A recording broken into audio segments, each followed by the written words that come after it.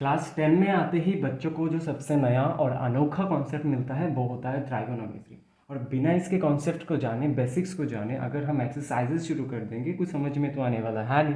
तो चलिए आज के वीडियो में हम ट्राइगोनोमेट्री के साथ इंट्रोड्यूस होते हैं और पूरा बेसिक्स से जानते हैं कि ट्राइगोनोमेट्री होते क्या है। एक राइट एंगल ट्राइंगल की तीनों साइड्स के बीच में जो रिलेशन होते हैं, तीनों साइड्स के आपस में जो रिलेशन होते हैं, उसी रिलेशनशिप को स्टडी करने के लिए हम ट्राइगोनोमेट्री का यूज़ लेते हैं। तो हमें पता है एक राइट एंगल ट्राइंगल किसे कहते हैं। एक राइट एंगल ट्राइंगल वही होता है जिसमें एक एंगल 90 डिग्री होता है। जिस ट्राइंगल में एक एंगल 90 डिग्री होगा, क्योंकि दो एंगल तो 90 डिग्री हो नहीं सकता एक ट्राइंगल में, एक ही होगा। अगर एक एंगल 90 डिग्री है तो इस तरह की ट्राइंगल को क्या बोलता है, राइट एंगल ट्राइंगल। और ट्राइगोनोमेट्रिक रेशियोज का यूज़, त्रिगोनोमेट्री का यूज़ ऑलवेज राइट एंगल पे ही होता है। तो एक राइट एंगल के तीनों साइड्स के अलग अलग नाम होते हैं। चलिए इसको जान लेते हैं पहले, उसके बाद हम ट्राइगोनोमेट्री पे जाएंगे। बिना इसको जाने ट्राइगोनोमेट्री पे जाएंगे तो कुछ समझ में नहीं आएगा। तो एक राइट एंगल ट्राइंगल में जो 90 डिग्री के ऑपोजिट, ठीक ऑपोजिट जो साइड होते हैं, इस साइड को बोलते हैं हाइपोटेनस, जिसको मैंने एच से डिनोट किया आज के लिए ताकि समझने में आसानी हो। उसमें से हाइपोटेनियस ऑलवेज कांस्टेंट होता है, 90 डिग्री के ऑपोजिट साइड वाले को हाइपोटेनियस होता ही है। बाकी दोनों में से कोई बेस होगा, कोई परपेंडिकुलर होगा। कौन सा बेस और कौन सा परपेंडिकुलर होगा तो थोड़ी देर बाद हमें क्लियर हो जाएगा। तो 90 डिग्री के ऑपोजिट वाला तो होता है हाइपोटेनियस, और दोनों में से कोई बेस, कोई एक परपेंडिकुलर। अगर ये बेस है तो ये परपेंडिकुलर, अगर इसको बेस मानेंगे तो ये हो जाएगा परपेंडिकुलर। कब और क्यों होगा इसे हम जान लेंगे। तो इस तीनों साइड के बीच में कुल मिला के 6 तरह की संपर्क बनते हैं। उसी संपर्क को हम ट्राइगोनोमेट्री में स्टडी करते हैं। 6 के लिए 6 अलग अलग नाम होते हैं।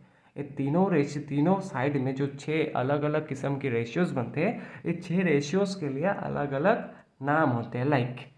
परपेंडिकुलर को इस पिक्चर में हमने इसको परपेंडिकुलर कंसीडर किया है, क्योंकि हाइपोटेनस तो फिक्स होता है और बाकी में से कोई एक परपेंडिकुलर कोई बेस। तो हाइपोटेनस को, परपेंडिकुलर को हाइपोटेनस से डिवाइड करेंगे तो उसके लिए ट्राइगोनोमेट्रिक रेशियो में एक अलग सा नाम है, वो होता है साइन। थीटा क्या होते हैं वो थोड़ी देर बाद में जानेंगे। ये जो सिंबल है उसका नाम होता है थीटा। तो परपेंडिकुलर को हाइपोटेनस से डिवाइड करने के बाद जो रेशियो बनेगा उसका नाम है साइन। या फिर जब हम एक्सरसाइज करेंगे तब अगर साइन दे देगा तो हमें पता चलेगा कि ये परपेंडिकुलर और हाइपोटेनस का रेशियो है। सिमिलरली बेस को, बी मैंने बेस को बोला है, तो बेस को अगर बेस को हाइपोटेनस से डिवाइड करेंगे तो जो रेशियो बनेगा उसका नाम हो जाएगा कॉस। सिमिलरली परपेंडिकुलर को बेस से डिवाइड करेंगे तो उसके लिए अलग नाम होता है टेन। और अब ये तीन तो बन गया, इस तीनों का उल्टा भी तो बन सकता है। परपेंडिकुलर हाइपोटेनस बन गया था, इसका उल्टा हो जाएगा हाइपोटेनस परपेंडिकुलर। हाइपोटेनस को परपेंडिकुलर से डिवाइड करेंगे तो जो रेशियो बनेगा उसका अलग सा नाम है, वो होता है कोसेक। थीटा एंगल को बोलते हैं, थीटा कोई भी एंगल जो कि 90 डिग्री से छोटा होता है। ये तो 90 डिग्री बन गया, इन दोनों एंगल में से किसी एक को थीटा कंसीडर करते हैं। इसको नेक्स्ट पेज में हम क्लियर कर लेंगे। तो ये हो गया हाइपोटेनियस बाय परपेंडिकुलर, जिसको हम कोसेक नाम देते हैं ट्रिगोनोमेट्री में। उसके बाद आता है हाइपोटेनियस बाय बेस, जिसको हम सेक बोलते हैं। एंड देन आते हैं परपेंडिकुलर बाय बेस, तो हमें मिल गया था। इसका उल्टा भी तो बन सकता है, यहाँ पे जैसे बेस के उल्टा बेस बाय हाइपोटेनियस को हाइपोटेनियस बाय बेस बोल दिया है, तो परपेंडिकुलर बाय बेस को भी तो बेस बाय परपेंडिकुलर बोल सकते हैं। तो बेस बाय परपेंडिकुलर का जो रेशियो बनता है उसके लिए नाम है कॉट। तो आई होप यू अंडरस्टैंड कि perpendicular by hypotenuse is sine, base by hypotenuse equal cos, perpendicular by base equal tan, hypotenuse by perpendicular equal cosec, hypotenuse by base equal sec, and base by perpendicular equal cot. तुम ये notes screenshot मार के रख सकते हो, बाद में याद कर लेना, अभी समझ लो बस। हमने अभी भी देखा है कि एक राइट एंगल ट्राइंगल के तीनों साइड्स के जो आपस में रिलेशन होते हैं, कुल मिला के 6 तरह के रेशियोज बन सकते हैं। और 6 रेशियोज के लिए ट्राइगोनोमेट्री में 6 अलग अलग नाम दिया गया है, जो कि है साइन, कॉस, टैन, कोसेक, सेक और कॉट।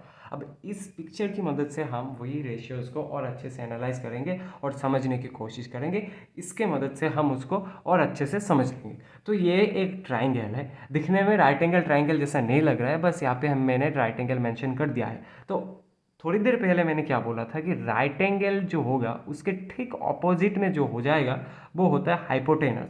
और थीटा को लेके थोड़ा बहुत कंफ्यूज था, और ये भी बोला था कि हाइपोटेनियस कांस्टेंट है जो 90 डिग्री के ऑपोजिट साइड में होगा वो हाइपोटेनियस होगा। बाकी दो बेस या फिर परपेंडिकुलर होगा। तो बेस और परपेंडिकुलर कौन सा होगा ये जान लेते हैं।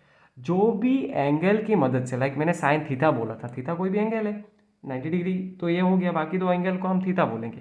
तो जिस भी थीटा, जो भी एंगल को कंसीडर करके हम रेशियोज लिखेंगे, लाइक इसमें मैंने पी एंगल को थीटा बोल दिया, तुम्हें आर एंगल को भी थीटा दे सकते हैं, तो हाइपोटेनियस तो ये बन गया। थीटा के साथ या फिर जो एंगल के साथ हम लिख रहे हैं उस एंगल के साथ ही में जो लगा होगा उसको हम बेस बोलेंगे। Okay clear? क्योंकि लाइक साइन था परपेंडिकुलर बाय हाइपोटेनियस, तो इस केस में थीटा के लिए परपेंडिकुलर कौन सा बन जाएगा? हाइपोटेनियस तो ये है, और मैंने क्या बोला, थीटा के एक साथ जो चिपका हुआ है, लाइक ये हाइपोटेनियस, अब थीटा के साथ ये चिपका हुआ है, हाइपोटेनियस तो हाइपोटेनियस होता है, तो ये बन गया उसका बेस, और तीसरा जो रह गया वो हो गया उसका हाइपोटेनस।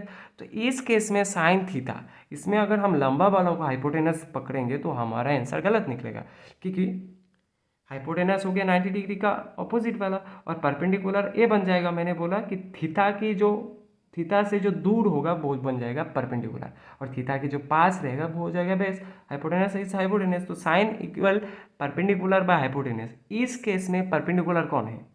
आर क्यू, क्योंकि ये तो बेस है, हाइपोटेनस तो हाइपोटेनस होता है, R Q, and hypotenuse is PR. Similarly cos theta, cos theta मतलब क्या था? बेस बाय हाइपोटेनस, तो थीटा के लिए बेस क्या बन जाएगा? पी क्यू, क्योंकि पी क्यू इसके सामने है, जिस एंगल के सामने वाला साइड को ही हम बेस कंसीडर करेंगे, तो थीटा के लिए बेस तो बन गया पी क्यू। तो P Q by hypotenuse is hypotenuse which is P R. So like cos theta का रेशियो क्या बनेगा? पी आर की वैल्यू, पी क्यू की वैल्यू को पी आर से डिवाइड करेंगे, जो भी बनेगा उसको हम कॉस थीटा बनेंगे। सिमिलरली टैन थीटा क्या था?